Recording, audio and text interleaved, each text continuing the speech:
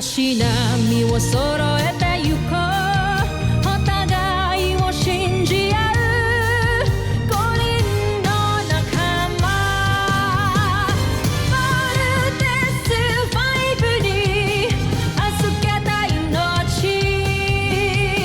飛ぶぜ宇宙の果てまでもみんなの笑顔も近い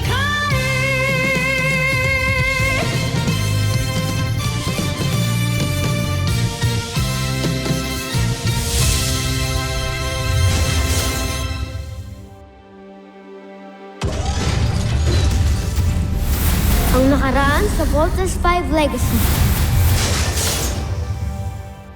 Let's vote in! Huwag kang magpapatalo, Leg! All weapons ready. Ultra electromagnetic beam!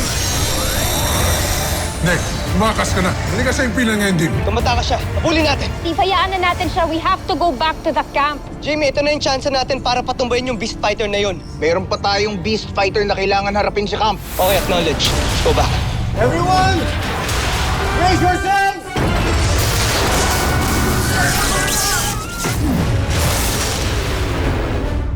Hinding-hindi ko siya mapapatawad sa ginawa niyang pagtatangka sa buhay ninyo. Sana nga ay mahuli ng ating kawal si Judala dahil siya ang magiging susi para malaman natin ang iba pang miyembro ng Voltes. Hindi ko na talaga sa mga Beast Fighter na to.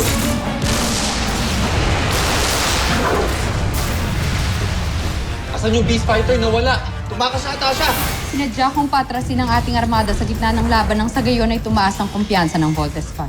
Sa oras na tumaas ang tiwala ng Voltes 5 sa kanilang mga sarili ay mamaliitin nila tayo at tignan ko na lamang kung hindi sila masorpresa sa mga plano natin. Siguraduhin mo lang gagana ang iyong plan dahil kung hindi, akong unang madidismiss. Madidismaya lang? Ang general mo na pala ngayon na nagdidesisyon para sa'yo. Pagbibigyan kita! Hindi para patunayan ng sarili mo, kundi para aliwin ako! Muntik ako mabaril kanina at kung hindi ako alisto baka mamaya napatay na niya ako. Bakit hindi mo ginagawa trabaho?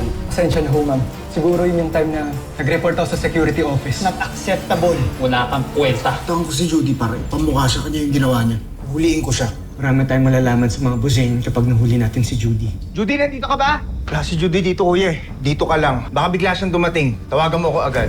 Siguraduhin yung may katuturan ng pinunta ko rito. Natitiyak kong kagigiliwan ninyo ang ipapakita namin ni General Draco. Ngayon na, General Draco.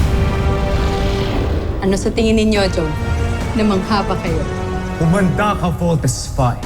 Ito na ang katapat mo.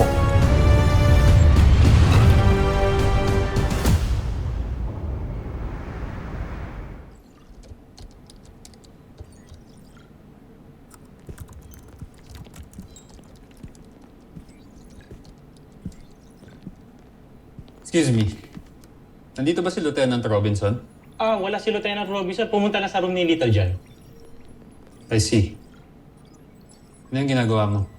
In-upgrade lang namin yung computer terminal. Sige. Dito ko na siya hihintayin.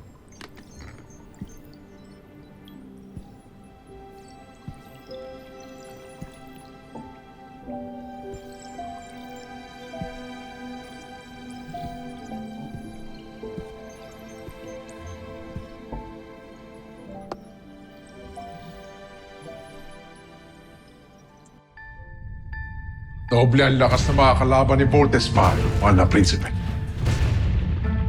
Nalalapit na ang pagkatalo ng Voltes 5. Tapusin niyo ang mga kailangan gawin sa ating Beast Fighter para mapasugod na natin ito sa lalong madaling panahon.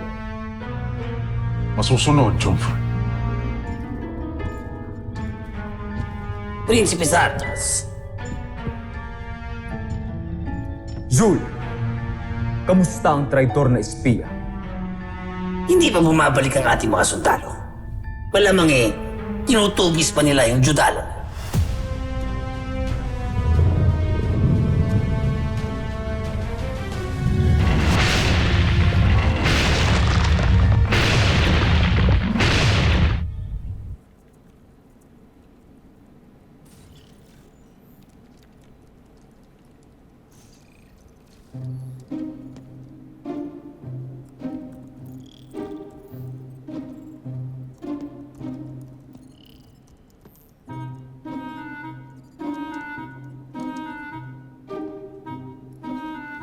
Sir, hindi mo nahihintay si Lieutenant Jamie?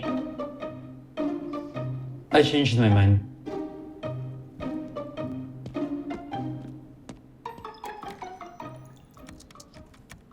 Huwag kayong titigil. Hanapin niyo pa si Judala. Masusunod, Jompre.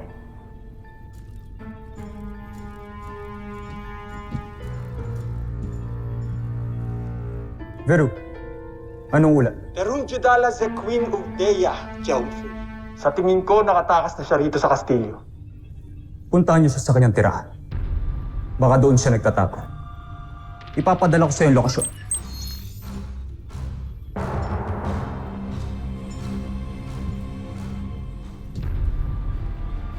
Mukhang mailap ang iyong espiya, Prinsipe Santos.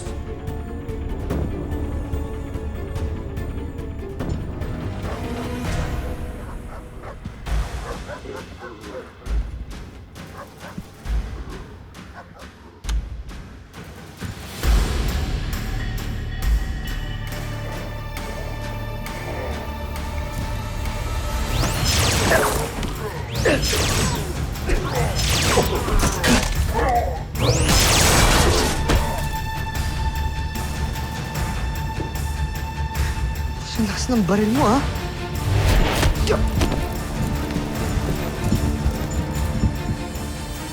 Hindi nyo naman sinabi, marami pala kayo.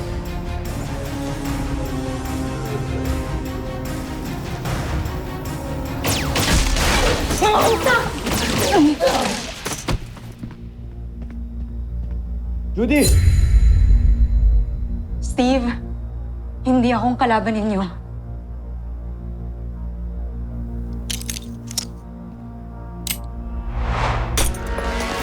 Ika na.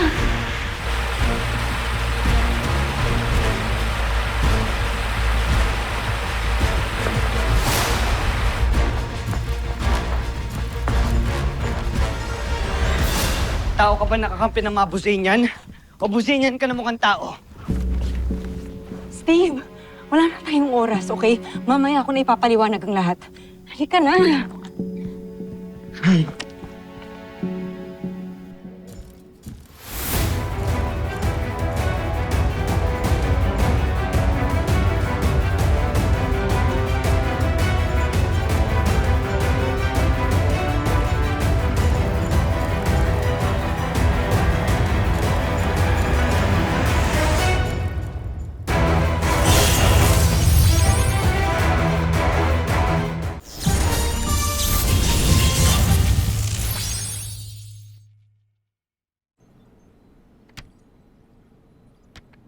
Jamie, pahiram muna ng picture mo.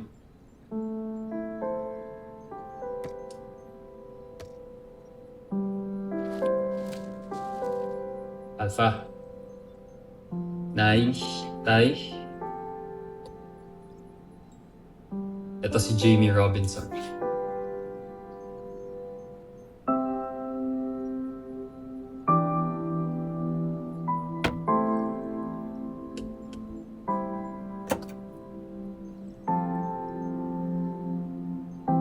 Good night, Jamie.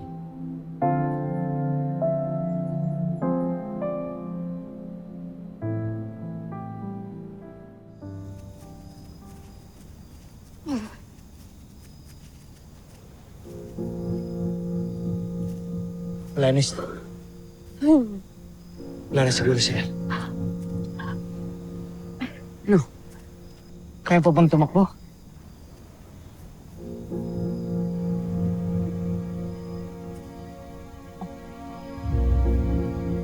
Steve, kung alam mong pagsa ako sa mga kalaban ninyo, bakit mo pa ako tinutulungan? Kasi mahal ka ng kapatid ko. Alam mo, pinagkatiwalaan ka ni Big Bird, pero anong ginawa mo, Judy? Sinaktan mo siya, ginamit mo siya.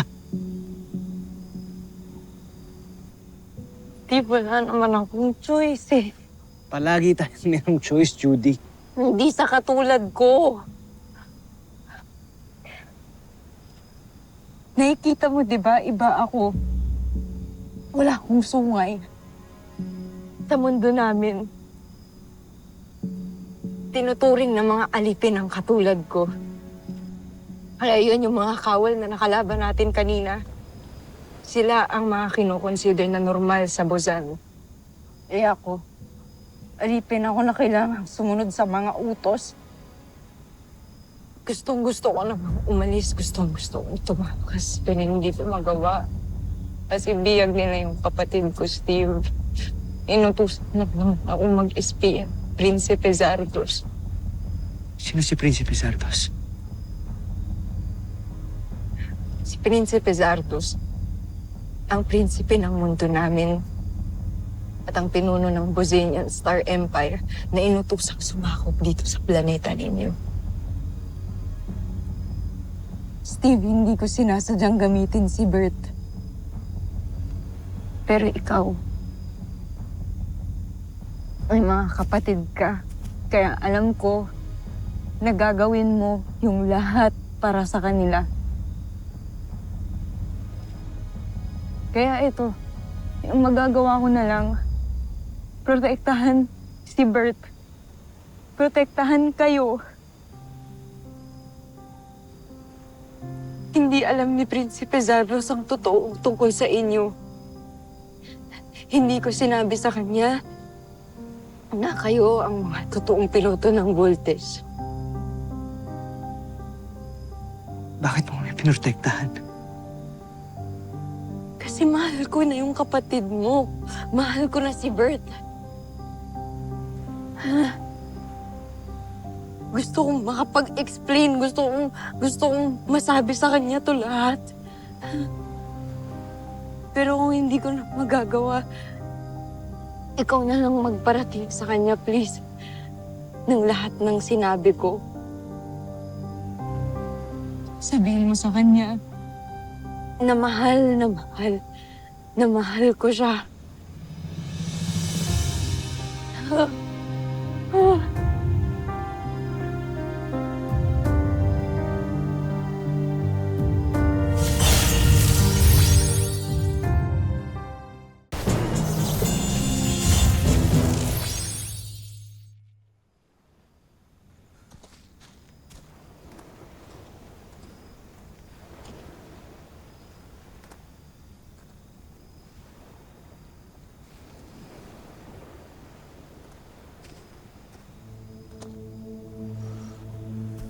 Kuya, ano, nakita mo si Judy? Ano ba nangyari sa'yo? Kaya bumalik ako kanina sa bahay nila. Ang daming patay doon. May mga sungay. Oo nga eh. Paaway ako kanina, sumugod yung mga sundalong Bozanian. Halika na, kailangan na nating umuwi. Anong wag? Pinag-usapan na natin to, di ba? Kuya, kailangan natin hanapin si Judy. Bert, wag mo na siyang hanapin. Wala na siya. Anong wala? Nakita ko hinuli siya ng mga Bozanian. I tried to help her pero wala akong nagawa. Wala na si Judy, pinatay na siya ng mga Bozanian. Nakita ko, Big Bird. Kuya, spy siya. Spy si Judy. Paano siya papatay na sarili niya? Hindi ko alam. Baka tapos na yung mission niya or pumalpak siya, nagalit yung... Hindi ko alam, Big Bird. Basta nakita ko, pinatay siya ng mga Bozanian. Pinatay nila si Judy. I'm sorry. Nakita kayo kanina?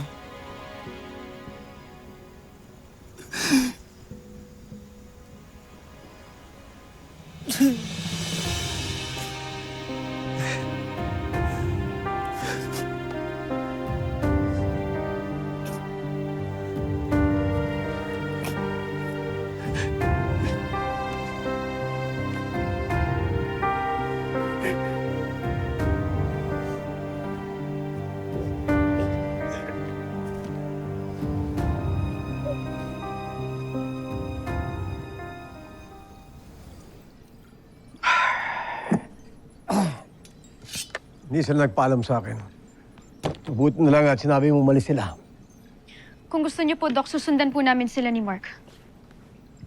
No need, Jamie. Andito na kami. Steve, musta ka? Dumaan ka na ba ng medical bay? I'm good. Dr. Smith. Nakita si Judy. Sana okay lang si Big Bird. No, he's not. Jamie, sir, pwede ba kami mag-usap muna ni Dr. Smith? Please, clear the room. Ana, please. Of course. Excuse me po, Doc.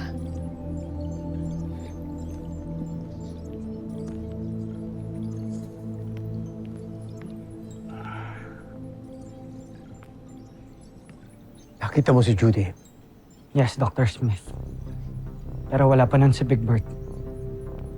She even admitted the truth na isa siyang spy ng Bosenia. But don't worry, Doctor. Tumiwalag na siya. Hindi niya pinahamak ang Voltes team kay Prinsipe Zardos. Wait.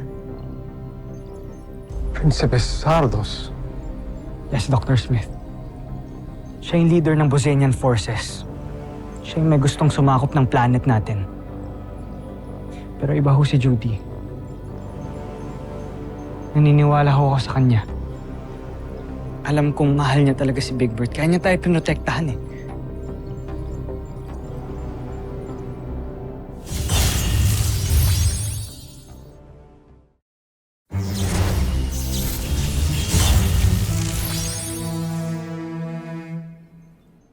Magugulo lalo ang isip ni Big Bird niyan.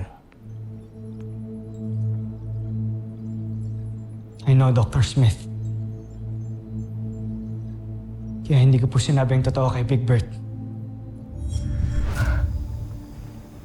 Judy, nandiyan na sila. Hindi ka na. Please.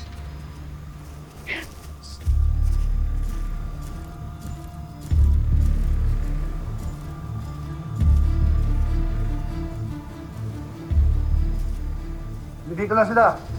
Maaaring nagtatago lang sila.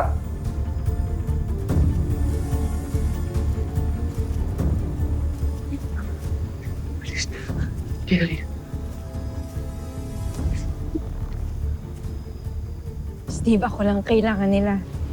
Huwag mo nang ipahamak yung sarili mo dahil sa akin. Umalis ka na. Hindi ako aalis dito. Steve, umalis ka na! Judy, hindi kita pababayaan mag-isa dito.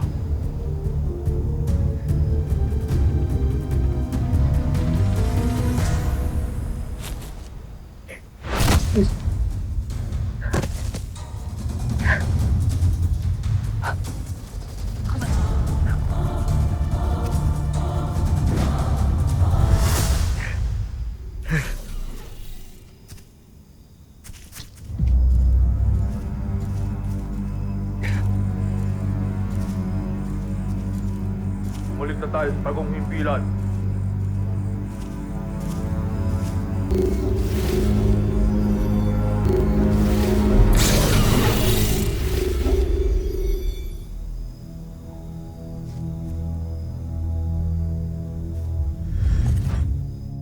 Mas gusto kong pagalitan niya si Judy. Mas gusto kong mag-focus siya sa mission natin. Mas gusto kong makalimutan niya agad si Judy. It's for the best, Dr. Smith. Not only for Big Bird, but for us. No more distractions.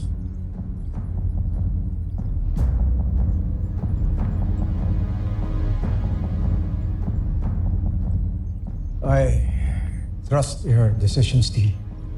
Sana na makatulong to kay Big Bird.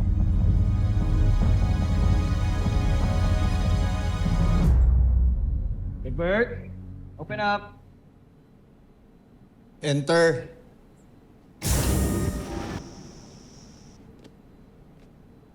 Big Bird.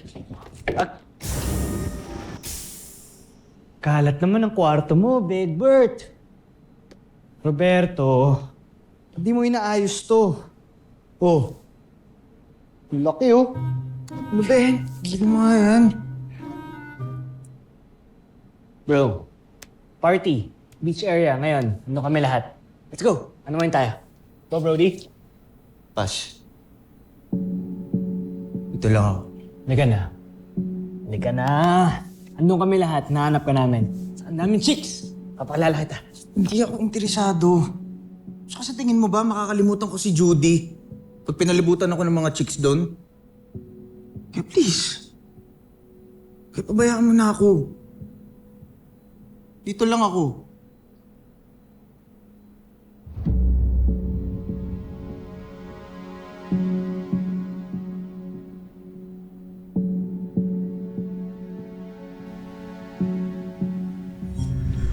Ikaw na lang magparating sa kanya, please. Ng lahat ng sinabi ko. Sabihin mo sa kanya na mahal ko siya. Bro, I'm sorry.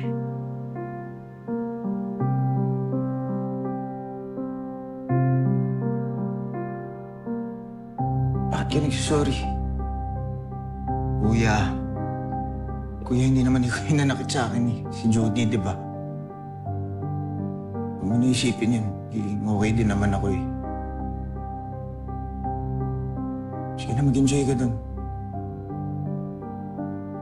Makakalimutan ko rin siya.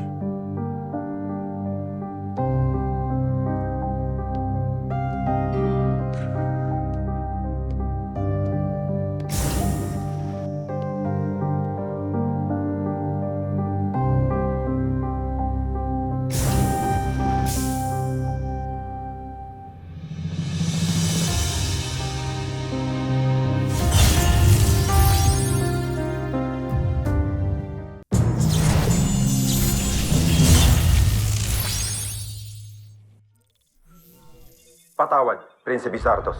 Pero hindi na namin siya makita. Malamang namatay na siya. Sayang.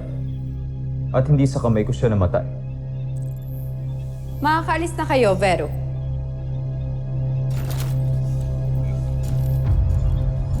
Hindi pa rin ang makapaniwalang tindraidor ako ng babaeng ito. Marahil ay pinaikot ng Voltes 5 ang kanyang isipan. Prinsipe Zardos, handa na ang ating Beast Fighter. Mahusay. Huwag na tayo mag-aksaya ng panahon. Pasugurin ang ating Beast Fighter sa Camp Big Falcon. Prinsipe Sardos, sigurado ako na eto na ang Beast Fighter na wawasa. Sabi ko kayo.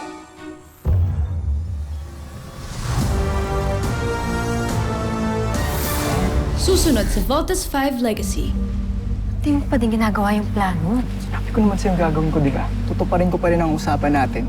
Oras na para maghasik kayo ng lagim. Sugod, Taiga! Sugod, Nek! Tapos mo na silang lahat! Yan yung dalawang Beast Fighter na kalaban natin. Parang nag-combine ata sila. Parang na-bolt-in din sila, kuya. Taiga! Nek! Magpakitang gilas kayo! Patayin niyo silang lahat! Okay, let's go, team! Godspeed, Voltes 5!